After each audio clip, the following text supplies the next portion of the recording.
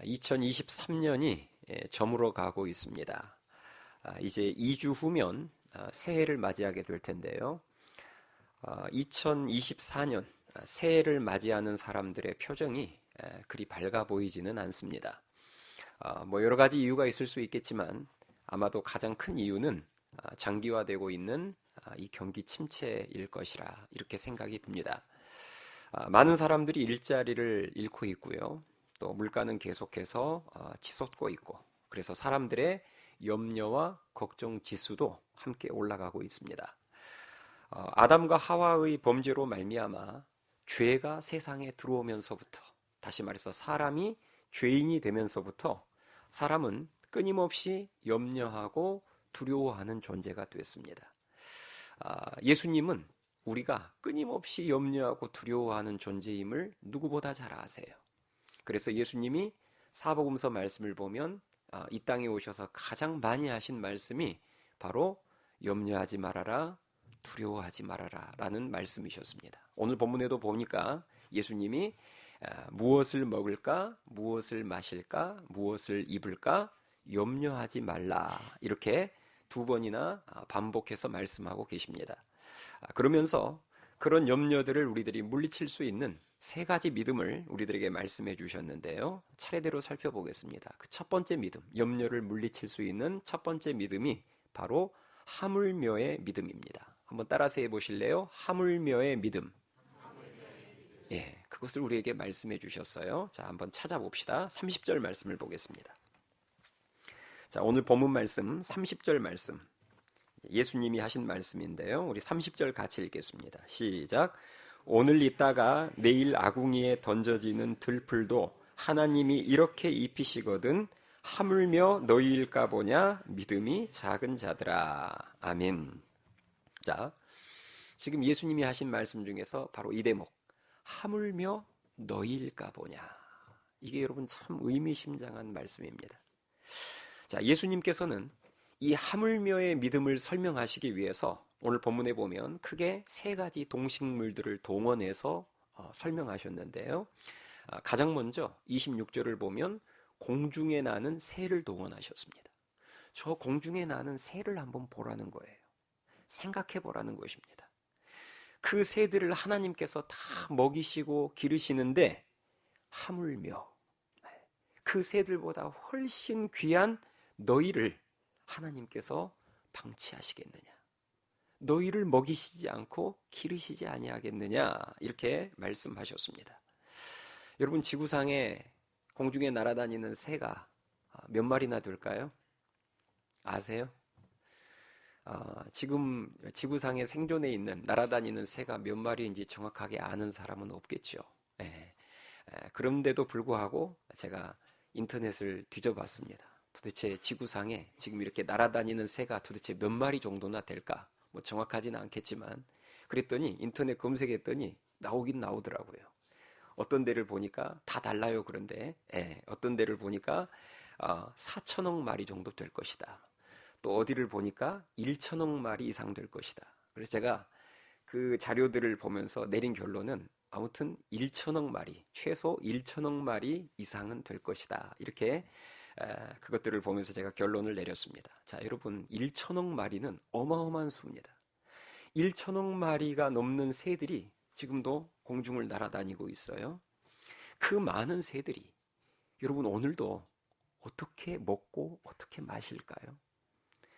그 새들이 사람들처럼 농사를 짓는 것도 아니고 오늘 본문에 나오는 것처럼 창고를 만들어서 곡식을 저장해 놓는 것도 아니고 그렇다고 그 1천억 마리가 넘는 새들을 위해서 우리 사람들이, 전 세계에 있는 사람들이 다 그 새들에게 끼니 때마다 먹을 것을 주는 것도 아닌데 그런데도 그 많은 새들이 오늘 이 시간에도 먹고 마시며 살아갈 수 있는 이유는 그 새들을 만드신 하나님께서 그들을 친히 먹이시고 기르시기 때문임을 믿으실 수 있기 바랍니다. 그래서 여러분 공원을 가보잖아요. 공원을 가서 보면 편말이 붙어 있어요. 거기 보면 새들에게 먹이를 주라고 편말이 붙어 있을까요? 주지 말라고 붙어 있을까요? 공원을 좀 다녀보셨네요. 저도 얼마 전에 여기 보라매 공원 다녀왔는데 그 편말을 또 봤어요. 새들에게 먹이를 주지 마세요. 여러분, 이 새들에게 먹이를 주지 마세요. 공원에서 그 편말을 적어놨을 때는 여러 가지 의미가 담겨 있겠지만 그 대전제가 뭘까요? 여러분이 먹이를 주지 않아도 새들은 뭐 할 수 있다? 먹고 살 수 있다라는 전제가 깔려 있는 거예요. 여러분, 왜 우리들이 새들에게, 그 많은 새들에게 먹이를 주지 않아도 될까요? 하나님께서, 그 새들을 만드신 하나님께서 새들을 책임지시고 먹이시기 때문임을 믿으실 수 있기 바랍니다. 신도림에도 보면요, 이 바로 근처에도 비둘기와 참새들이 참 많이 보입니다. 정말 많이 보여요. 제가 신도림에 이사 와서 지난 14년 동안 새들에게 먹이를 단 한 번도 준 적이 없습니다. 아마 여기 앉아있는 여러분들도 먹이를 주었던 분도 계시겠지만 저처럼 먹이를 한 번도 주지 않았던 분들이 훨씬 많을 거예요. 그런데 우리가 그렇게 먹이를 주지 않았는데도 이 신도림동에 보면 그 많은 비둘기, 참새들이 어떻게 끼니를 다 해결하며 사는지 놀랍습니다. 제가 이렇게 길에 돌아다니고 있는 비둘기 자주 보이거든요. 바로 이 앞에 내려갔다 있다 여러분 예배 끝날 때 비둘기 또 보일 거예요. 그런데 이 비둘기를 제가 유심히 이렇게 보면 단순히 끼니를 해결하고 사는 정도가 아니라 저보다 더 통통하더라고요. 비둘기 여러분 보시면 통통해요. 그래서 뒤뚱뒤뚱 걸으면서 제가 옆에 가도 도망가지도 않습니다. 당당하게 걸어 다녀요. 여러분, 이런 새들도 하나님께서 다 먹이시고 입히시는데 하물며, 그렇죠? 오늘 예수님 말씀이 그거예요. 하물며 이 새들보다 훨씬 귀한 하나님의 형상대로 지음을 받은 너희일까 보냐. 이 믿음이 작은 자들아. 예수님이 공중에 나는 새 다음으로 언급한 것이 바로 들에 있는 백합화, 꽃, 그리고 들풀입니다. 자, 들에 있는 백합화와 들풀을 보면서 그냥 아름답다 하고 지나치지 말고 생각을 좀 해보라는 거예요. 오늘 본문에 보면 예수님이 생각해보라는 말씀을 하고 있습니다. 여러분, 우리는 보통 신앙 그러면 기도만 생각하는데, 기도만 열심히 하는 것이라고 생각하는데 그렇지 않습니다. 기도는 신앙의 일부분이에요. 중요한 일부분입니다. 성도는 기도도 열심히 해야 되지만 자꾸 생각을 해봐야 합니다. 하나님이 우리에게 보여주신 자연현상, 사건들을 놓고 생각을 해봐야 돼요. 그 안에 어떤 하나님의 뜻들이 들어있는지. 자, 산과 들에 가면 수많은 꽃들과 수많은 풀들이 있습니다. 그렇죠? 그런데 사실 우리들이 그 야산에 있는, 들에 있는 꽃과 풀 우리가 돌보지 않거든요. 그런데도 그 꽃들이 때가 되면 아름다운 꽃을 피우고 때가 되면 푸르게 자라요. 풀들이. 하물며 그 모든 것들도 하나님께서 다 입히시고 아름답게 입히시고 꽃이 피게 하시고 자라게 하시는데 하물며 그 꽃과 이름도 없는 들풀보다도 훨씬 귀한 너희일까 보냐. 이 믿음이 작은 자들아.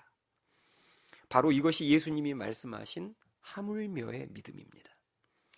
우리에게 이 하물며의 믿음이 없거나 너무 작기 때문에 늘 염려하며 산다는 거예요. 끊임없이 염려와 근심, 걱정을 달고 산다는 것입니다. 자, 정상적인 부모라면 자기가 살아있는 이상 사랑하는 자녀들을 절대 굶기지 않을 것입니다. 맞죠? 정상적인 부모라면 내가 살아있는 이상 내 사랑하는 자녀들 절대 굶는 꼴을 볼 수 없죠. 내가 무슨 일을 해서라도 그 자녀들을 먹이지 않겠습니까? 우리의 아버지 되신 하나님은 더더욱 그러신 분이십니다. 사랑하는 자녀들을 절대 굶기지 않으세요. 육신의 부모는 언젠가 죽지만 하나님 아버지는 영원히 살아계시는 분이시기 때문에, 그리고 영원한 사랑으로 우리를 돌보시는 분이시기 때문에 하나님의 자녀인 우리는 예수님의 말씀처럼 무엇을 먹을까, 무엇을 마실까, 무엇을 입을까 염려하지 않아야 되는 줄 믿습니다. 경제가 어려운 이때에 우리가 이제 2주 후면 새해를 맞이하게 될 텐데요. 우리가 새해를 맞이하면서 이 경제가 어렵기 때문에 더더욱 새해를 맞이하면서 준비해야 될 믿음이 바로 이 하물며의 믿음입니다. 그러므로 오늘부터 여러분들이 길을 가다가 새가 보이면 그냥 지나치지 마시고 잠시 멈춰서서 예수님 말씀 그대로 한번 생각해 보세요. 하나님께서 이 새들도 이렇게 누가 먹이주는 사람, 끼니 때마다 먹이주는 사람이 없어도 하나님이 알아서 이렇게 다 먹이시고 입히시는데 하물며 하나님의 자녀인 하나님의 형상대로 지음받은 나일까? 나이겠느냐? 여러분이 스스로에게 선포하시면서 이 하물며의 믿음으로 모든 염려, 근심, 걱정을 물리치실 수 있기를 주님의 이름으로 축원합니다. 두 번째로 우리에게 필요한 믿음이 염려를 물리치기 위해서 필요한 믿음이 아신다의 믿음입니다. 한번 따라서 해보실래요? 아신다의 믿음. 예, 자, 한번 우리 찾아봅시다. 31절, 32절을 읽겠습니다. 오늘 본문 말씀 31절, 32절 두 절 말씀을 우리 내용을 살피면서 한 목소리로 같이 읽겠습니다. 시작. 그러므로 염려하여 이르기를 무엇을 먹을까, 무엇을 마실까, 무엇을 입을까 하지 말라. 이는 다 이방인들이 구하는 것이라. 너희 하늘 아버지께서 이 모든 것이 너희에게 있어야 할 줄을 아시느니라. 아멘. 예. 자, 지금 예수님 하시는 말씀은 너희들이 무엇을 먹어야 되고 마셔야 되고 입어야 되고 그 세상적으로 필요한 그 모든 것이 너희들에게 필요한지, 그것이 너희들에게 지금 어느 정도 필요한지를 하나님 아버지께서 다 뭐 하신다고요? 아신다는 거예요. 나의 필요를 하나님 아버지께서 다 알고 계신다는 사실을 믿는 믿음이 있을 때 염려를 물리칠 수 있다는 것이죠. 이게 바로 아신다의 믿음입니다. 우리가 믿는 하나님은 전지하신 하나님이세요. 전지하다는 뜻 아시죠? 모든 것을 다 아시는 하나님이셔서 우리의 모든 형편과 문제를 다 알고 계십니다. 우리의 기도를 들어야 아시는 분이 아니라 우리가 기도하기 전에 이미 우리의 형편과 우리들의 모든 문제와 필요를 다 알고 계시는 분이세요. 그래서 마태복음 6장 8절 말씀에 보면 이런 말씀이 있습니다. 구하기 전에 너희에게 있어야 할 것을 하나님 너희 아버지께서 아시느니라. 아멘. 구하기 전에도 하나님은 다 알고 계신다는 거예요. 그럼 여기서 자연스럽게 질문이 주어지죠. 아니, 내가 하나님께 기도로 구하기 전에 하나님께서 내 모든 필요와 문제, 형편을 다 아시는데 그러면 알아서 좀 주시지 왜 자꾸 우리에게 바빠 죽겠는데 기도만 자꾸 하라, 구하라고 하시는가? 왜 다 아시는데 우리한테 기도로 그것을 구하라고 하실까요?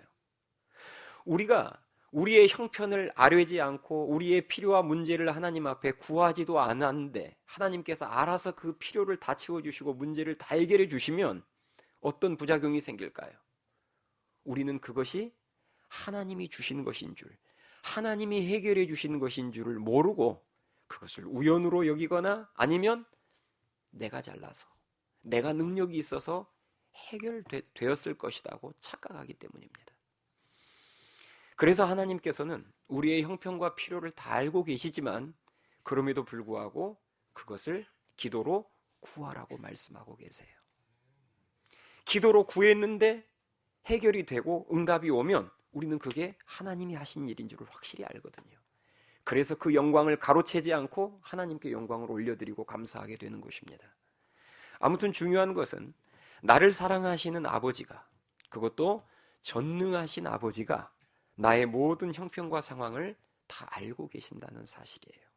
이 사실이 우리에게 얼마나 큰 위로와 소망이 되는지 모릅니다. 나를 사랑하시고 나를 전능하신 하나님이 지금 내 모든 상황과 필요를 아신다. 이 자체가 주는 큰 위로와 소망이 있어요.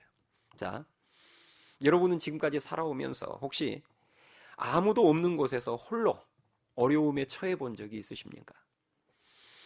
자, 이런 가정을 한번 해볼게요. 한번 여러분 상상해 보세요. 인적이 드문 새벽이에요. 사람도 잘 다니지 않는 그 새벽에 여러분들이 무슨 볼 일이 있어서 밖을 나왔어요. 새벽에 밖을 나와서 엘리베이터를 탔는데 하필 핸드폰을 놔두고 온 거예요, 집에다가. 네. 그래서 혼자 새벽에 엘리베이터를 탔는데 엘리베이터가 고장이 나서 중간에 멈춰서 버린 거예요. 여기까지만 생각해도 여러분 아찔하지 않습니까? 네, 새벽에 핸드폰도 지금 없어요. 그래서 안에 있는 비상벨을 눌렀더니 새벽 시간이어서 경비원 아저씨도 어디 가서 자고 계시나 봐요. 아무 응답이 없어요. 혼자 지금 엘리베이터 안에 갇혀버린 거예요. 자, 여러분 이런 위험한 상황 속에서 위로와 소망이 되는 게 뭘까요? 나의 지금 이 상황을 밖에 있는 누군가가 아는 것입니다. 한 사람만. 내가 지금 나 혼자 이 엘리베이터 안에 갇혀 있다는 사실을 밖에 있는 한 사람만 알아준다면 그 자체가 여러분 우리들에게 큰 위로와 소망이 되는 거예요. 그 한 사람이 6살짜리 아이여도 상관없습니다. 6살짜리 아이여도 좋으니 내가 지금 이 엘리베이터 안에 혼자 갇혀 있다는 것을 누군가 한 사람만 좀 알아준다면 그러면 소망이 있지 않습니까? 그 사실이 큰 위로가 되지 않을까요? 그런데 만약에 그 아는 지금 나의 이 상황을 아는 사람이 6살짜리가 아니라 그 사람이 진짜 나를 사랑하는 분이시고 그런데 그분이 전능하신 분이시다.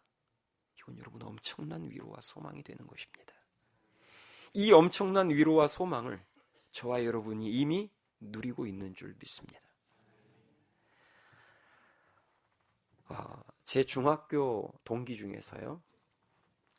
성악을 전공한 동기가 한 명 있습니다. 이 동기가 성악을 전공하기 위해서 독일로 유학을 갔다 왔어요. 독일에 가서 유학을 저는 한지도 몰랐어요. 너무 헤어진 지가 오래돼서.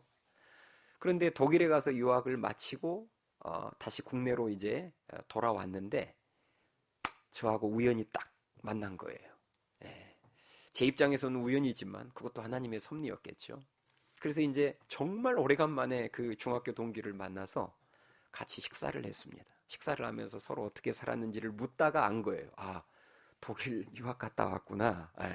그랬구나. 그래서 제가 독일 유학 갔다 왔다고 해서 제가 물었습니다. 그 친구가 크리스천이거든요. 그래서 제가 물었어요. 너 그러면 독일에서 유학 생활하면서 아무래도 독일은 근데 독일에서 중심지가 아니라 약간 변두리에 살았다고 하더라고요. 그래서 제가 물었습니다. 내가 독일은 잘은 모르지만 분명히 신앙생활을 할 수 있는 환경이 우리나라보다는 더 안 좋았을 텐데 너 교회는 어떻게 다녔고 신앙생활을 어떻게 했니? 하고 제가 이제 물어봤어요. 그랬더니 그 동기가 대답하기를 제 생각이 맞다는 거예요. 거기는 우리나라처럼 그렇게 교회가 많지도 않았고 그리고 자기가 살았던 곳은 약간 사이드에 있는 변두리 지역이었기 때문에 그런데다가 자기는 처음에 차도 없었기 때문에 이렇게 신앙생활을 예배를 드리고 신앙생활을 하는 게 쉽지 않았다는 것이었습니다. 그런데 그 친구의 그 다음 말이 반전이었어요. 저한테 그러는 거예요. 민철아, 나는 분명히 한국에서보다 예배도 덜 드렸고 신앙생활하기 어려웠는데 믿음은 더 좋아졌다. 저한테 그러는 거예요. 그래서 제가 갑자기 그래? 어떻게 그럴 수 있지? 하고 제가 물었더니 그때부터 이 친구가 간증을 하기를 시작했습니다. 목사인 친구를 앉혀놓고 이 친구가 간증을 하기를 시작하는데 그 간증 내용은 이런 거였어요. 핵심만 말하면 자기가 처음에 독일 유학 가서 처음에는 언어도 잘 통하지 않고 차도 없고 그런데다가 가난했어요. 그래서 이 친구 말로는 그 다음 먹어야 될 먹을 것조차도 없었다는 거예요. 그 다음 끼니를 걱정할 정도로 형편이 어려웠다는 거죠. 그래서 속으로 그 집에서 누가 자기 상황을 알아주겠어요. 그래서 혼자 다음 끼니를 뭘 어떻게 해결을 해야 되지? 뭘 어떻게 먹어야 되지?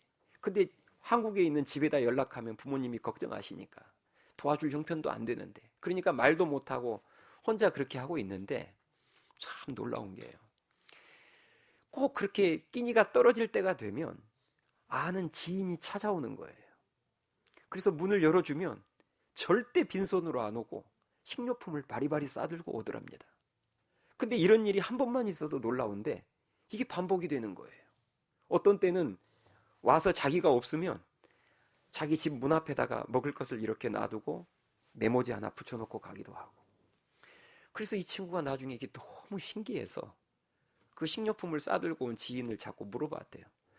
아니, 내가 뭘 부족하다고 달라고 요청한 적도 없는데 왜 우리 집에 올 때 빈손으로 올 수도 있는데 이렇게 먹을 것을 많이 싸들고 올 그런 생각을 왜 하셨죠? 하고 물어본 거예요. 그랬더니 그 지인이 그러더래요. 그냥 올 때 그렇게 하고 싶은 생각과 마음이 들었어. 그래서 그냥 그런 생각이 들어서 그래서 내가 있는 거 먹을 거 좀 챙겨서 나는 와서 줬을 뿐이야. 그렇게 말하더래요. 여러분, 그런 생각과 감동을 누가 주셨을까요? 하나님 아버지가 주셨죠. 그 친구의 형편을 다 아시는 하나님께서 주위에 있는 지인들의 마음과 생각을 감동해서 찾아갈 때 빈손으로 찾아가지 말고 집에 있는 먹을 것들 좀 챙겨서 찾아갈 수 있도록. 그래서 그 친구가 결론이 이것이었습니다. 저한테 그래요. 민철아, 나는 그 경험을 한두 번 해본 게 아니라 독일 유학생활하면서 너무 많이 생생하게 체험을 했기 때문에 나는 내 모든 형편을 아시는 하나님을 나는 부인할 수 없어.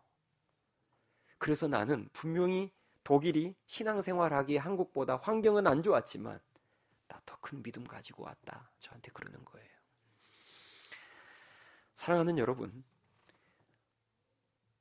여러분이 사랑하시는 여러분을 사랑하는 그 전능하신 하나님은 여러분의 형편과 사정을 다 알고 계심을 믿으실 수 있기 바랍니다. 이게 아신다의 믿음이에요. 하나님이 내 형편과 상황을 아신다. 이 확고한 아신다의 믿음이 우리 안에 자리 잡을 때 수많은 염려와 근심, 걱정들을 물리칠 수 있음을 믿으실 수 있기 바랍니다. 마지막으로 우리에게 필요한 세 번째 믿음은 더하시리라는 믿음입니다. 한번 따라서 해보실래요? 더하시리라는 믿음. 예, 이게 우리에게 필요한 세 번째 믿음입니다. 자, 오늘 본문 33절에 보면 나오는데요. 33절 말씀을 같이 읽겠습니다. 아주 유명한 말씀입니다. 33절 시작. 그런즉 너희는 먼저 그의 나라와 그의 의를 구하라. 그리하면 이 모든 것을 너희에게 더하시리라. 아멘. 네.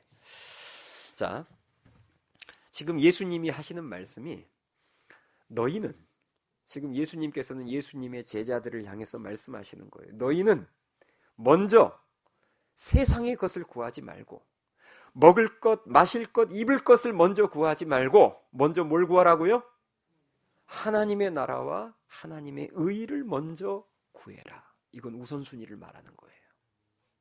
왜 너희들이 그것을 먼저 구해야 되느냐?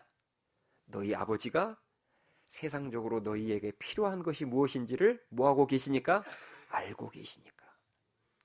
그래서 그것은 하나님께 맡기고 너희들은 먼저 하나님의 나라와 하나님의 의를 구하면 하나님께서 너희들이 걱정하는 그 모든 것을 너희에게 뭐 하시리라?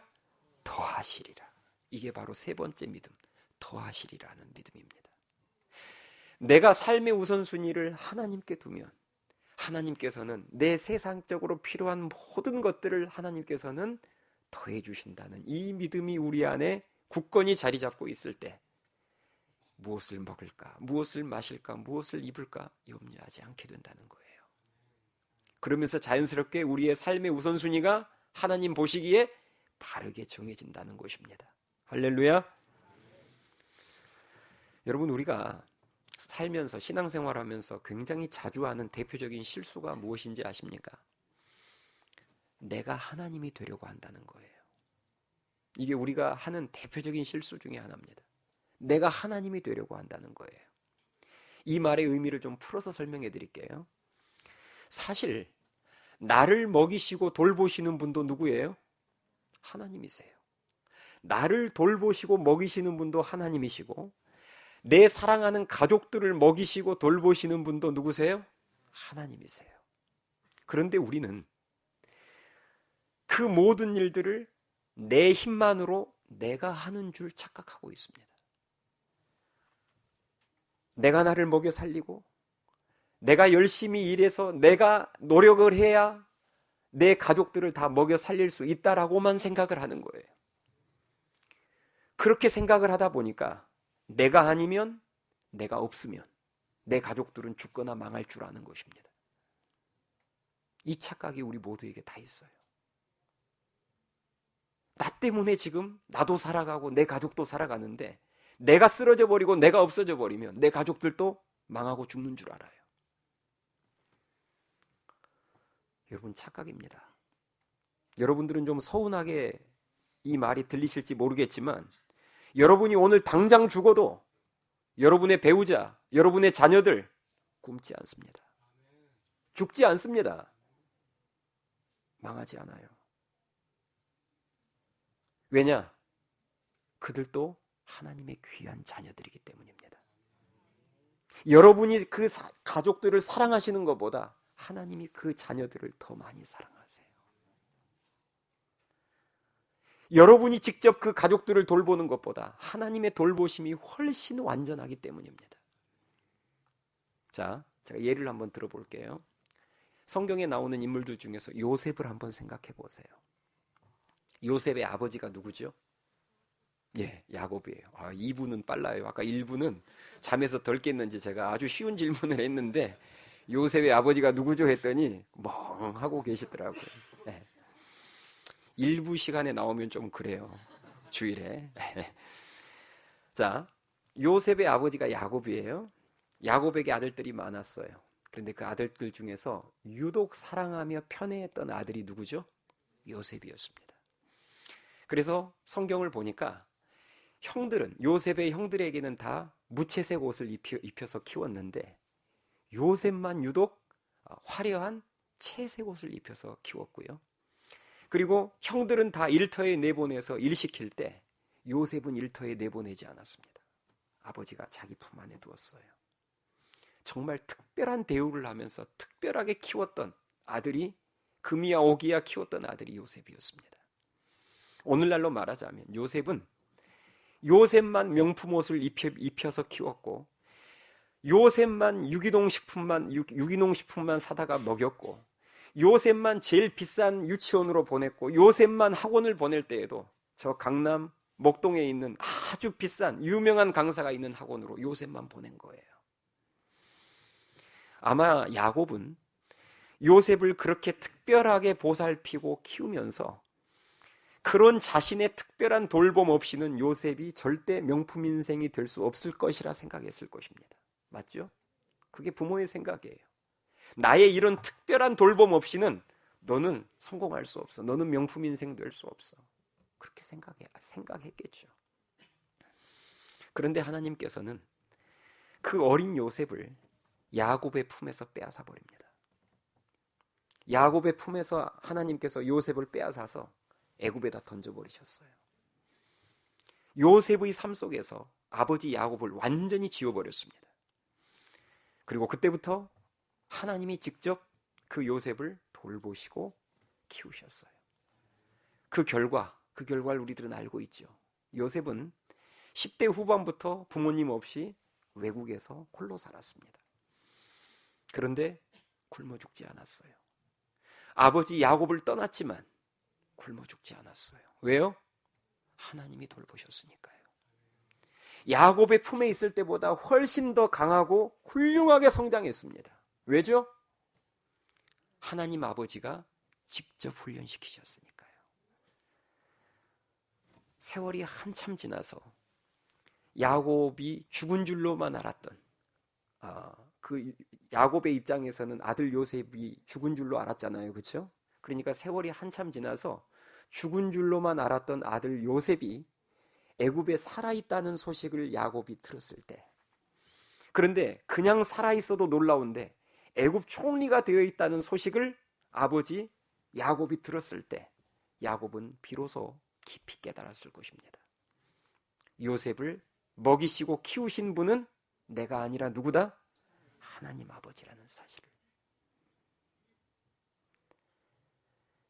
자신의 잘못된 생각과 잘못된 교육이 도리어 요셉의 삶을 망치고 있었음을 깨달았을 것입니다. 여러분, 우리에게 이 깨달음이 있어야 돼요. 하나님이 나보다 내 가족들을 더 소중히 여기시고 돌보신다는 믿음이 있어야 합니다. 아멘 하십니까? 여러분, 우리 착각하거든요. 내 배우자를, 내 자녀를 세상에서 가장 사랑하는 사람은 나라고 착각해요. 그렇지 않습니다. 하나님이 훨씬 더 사랑하십니다. 왜요? 여러분의 배우자도 여러분의 자녀도 전부 하나님의 귀한 자녀이기 때문입니다. 이 믿음이 있을 때, 그렇죠? 나보다, 내가 사랑하는 것보다 하나님이 훨씬 더 사랑하시고 하나님이 책임지시고 돌보신다는 믿음이 있을 때 자녀도 많이 낳을 수 있는 겁니다. 왜 우리가 자녀 많이 낳기를 주저합니까? 자기가 하나님이 되려고 하기 때문입니다. 내가 다 책임져야 된다고 생각하기 때문입니다. 내가 먹여 살려야 된다고 생각하기 때문에 계산기 눌러서 내 월급, 내 연봉 뻔히 아니까 계산기 눌러서 자기가 계산을 하는 거예요. 이 연봉, 이 월급이면 1명 키울 수 있어. 2명 키울 수 있어. 자기가 키우나요? 그러면 여러분이 죽으면 자녀도 같이 죽고 같이 망하나요? 절대 그렇지 않습니다. 하나님은 요셉을 통해서 야곱에게 똑똑히 보여주셨어요. 네 자식 네가 키우는 것 같지? 아니야. 내가 키워. 너라는 삶의 존재를 아들의 삶 가운데서 지워버려도 네가 품고 키우는 것보다 훨씬 멋있게 내가 키울 수 있어. 똑똑히 보여주셨습니다. 이 믿음이 있을 때 우리는 수많은 걱정과 염려를 물리칠 수 있습니다. 하나님이 돌보시는데요. 이 믿음이 있을 때 우리는 비로소 먼저 그의 나라와 그의 의를 구할 수 있습니다. 삶의 우선순위를 하나님께 둘 수 있다는 거예요. 그런데 이 믿음이 없이 자기가 하나님 노릇을 다 하려고 하다 보니까 먼저 하나님의 나라와 의를 구하지 않고 오직 머릿속에는 온통 무엇을 먹을까, 무엇을 마실까, 무엇을 입을까, 은퇴 이후에는 내가 어떻게 살 수 있을까, 이 고민만 하다 보니 그러니 결국은 하나님께 나아가는 시간도 놓치고 하나님이 기뻐하시는 일들도 한참 우선순위에서 밀려나고 하나님의 말씀에 대한 순종도 제대로 못하면서 끊임없이 염려하며 쉼없이 힘들게 힘겹게 살아가는 것입니다. 내가 먼저 하나님의 나라와 의를 구하면 하나님께서 이 모든 것을 더해 주신다는 믿음이 없는 거예요. 자, 유명한 기독교 변증가인 C.S. 루이스가 삶의 우선순위와 관련해서 이런 유명한 말을 했습니다. 기독교 변증가니까 얼마나 논리적으로 이야기를 잘했겠어요. 자, C.S. 루이스가 뭐에 대해서 말을 했냐면 삶의 우선순위에 대해서 말했습니다. 자, 한번 들어보세요. 제가 읽어드릴게요. 두 번째 것들을 첫 번째에 놓을 때는 두 번째 것들을 얻을 수 없다. 다시 읽어드릴게요. 잘 들으셔야 이해됩니다. 두 번째 것들을 첫 번째에 놓을 때는 두 번째 것들을 얻을 수 없다. 첫 번째 것들을 첫 번째에 놓을 때에 두 번째 것들을 얻을 수 있다. 첫 번째 것들을 첫 번째에 놓을 때에 두 번째 것들은 오히려 증가되는 것이다. 제가 보니까 70% 이해했어요. 30% 분이 지금 이해를 못하셔서 제가 요거를 그러면 오늘 본문 표현대로 풀어서 말씀을 드릴게요. 이런 의미입니다. 이 모든 것을 오늘 예수님께서 먼저 그의 나라와 그의 의를 구하라. 그러면 이 모든 것을 너희에게 더하시리라 했잖아요. 이 모든 것을 삶의 1순위로 놓았을 때에는 오히려 그것들을 더 얻을 수 없다. 먼저 구해야 할 하나님의 나라와 의를 삶의 1순위에 놓았을 때 이 모든 것을 더 얻을 수 있다. 하나님의 나라와 그의 의를 삶의 우선순위에 놓았을 때 이 모든 것들은 더 증가되는 것이다. 우리는 하나님의 말씀대로만 살면 실시간으로 찾아오는 수많은 염려들을 물리치고 보다 풍성하고도 쉼이 있는 삶을 살아갈 수 있습니다. 그러므로 여러분이 오늘 이 시간 하물며의 믿음을 하나님께 구하실 수 있기를 바랍니다. 아신다의 믿음을 하나님께 구하실 수 있기 바랍니다. 더하시리라는 믿음을 하나님께 구하실 수 있기를 바랍니다. 그래서 새해를 맞이하기 전에 세상의 것들에 대한 염려를 우리가 물리치고 우리의 삶의 우선순위가 바르게 정해지는 역사가 새해를 맞이하기 전에 우리의 삶 가운데 있기를 주님의 이름으로 축원합니다. 오늘 본문 말씀에 나오는 것처럼 염려는 우리의 삶에 아무런 도움이 되지 않습니다. 그렇죠? 염려를 한 10시간 하고 앉아 있으면 뭔가 문제가 1%라도 해결되면 염려를 10시간이라도 해야죠. 그런데 염려를 아무리 많이 해봐야 문제 해결에 조금도 도움이 되지 않습니다. 백해무익해요. 염려할 시간이 있으면 그 시간에 만약에 여러분들이 염려할 시간에 기도를 하면 여러분의 삶은 정말 아름답게 바뀔 것입니다. 바라기는 하물며의 믿음, 아신다의 믿음, 더하시리라의 이 믿음을 가지고 먼저 하나님의 나라와 하나님의 의를 구하심으로 이 모든 것을 더해 주시는 하나님의 풍성한 은혜가 다가오는 새해에 여러분들의 삶에, 여러분들의 가정에, 여러분들의 사업장에 넘칠 수 있기를 주님의 이름으로 축원합니다. 찬양하시겠습니다.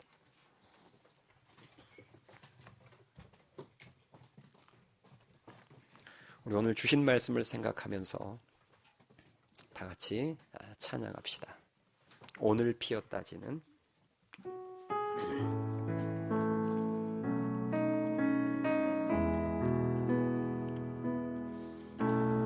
오늘 피었다지는 들풀도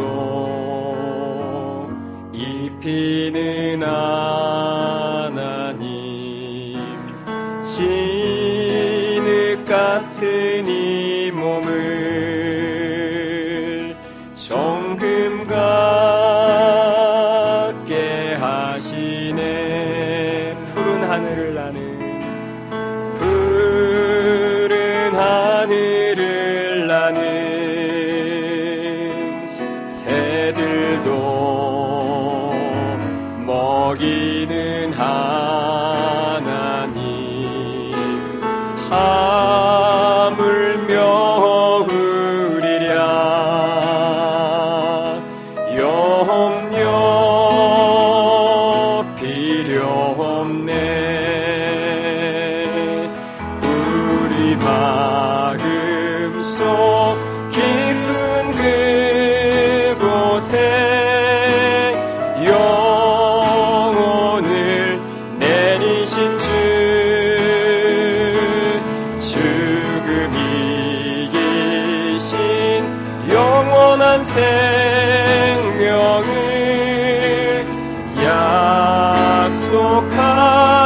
약속하시었네.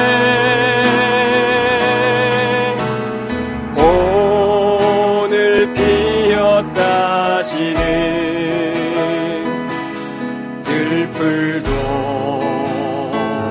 입히는 하나님, 진흙 같은 이 몸을 정금 같게 하시네. 2절 고백합니다. 들풀에 깃든 사람, 들에 깃든 사람, 오늘도 베푸시는 주님, 온 땅 위에 전하리 그 사랑 그 심이라. 푸른 하늘을 나는 푸른 하늘을 나는 새들도 먹이는 하물며 우리랴. 하물며 우리랴. 염려 필요 없네. 우리 마음속 깊은 그곳에 영혼을 내리신 주, 죽음 이기신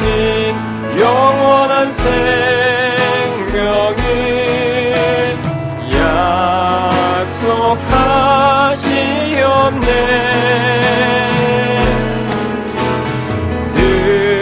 들불에 깃든 사랑 오늘도 베푸시는 주님, 온 땅 위에 전하리 그 사랑 크신. 우리 1절만 다시 고백합니다. 오늘 비었다시는, 오늘 비었다 들풀도 입히는 하나님, 들풀도 입히는 진흙 같은 이 몸을, 진흙 같은 이 몸을 정금 같게 하시네. 같게 하시네. 푸른 하늘을 나는, 푸른 하늘을 나는 새들도 먹이는 하나님, 먹이는 하물며 우리랴, 하물며 우리랴. 영원여 필요 없네. 우리 마음속 깊은 그곳에 영혼을 내리신 주, 죽음이 이기신 영원한 생명을 약속하시옵네. 오늘 피었다지는, 오늘 피었다지는 들풀도 입히는 하나님, 입히는 하나 진흙 같은 이 몸을, 진흙 같은 이 몸을 정금 같게 하시네. 정금 같게 하시네.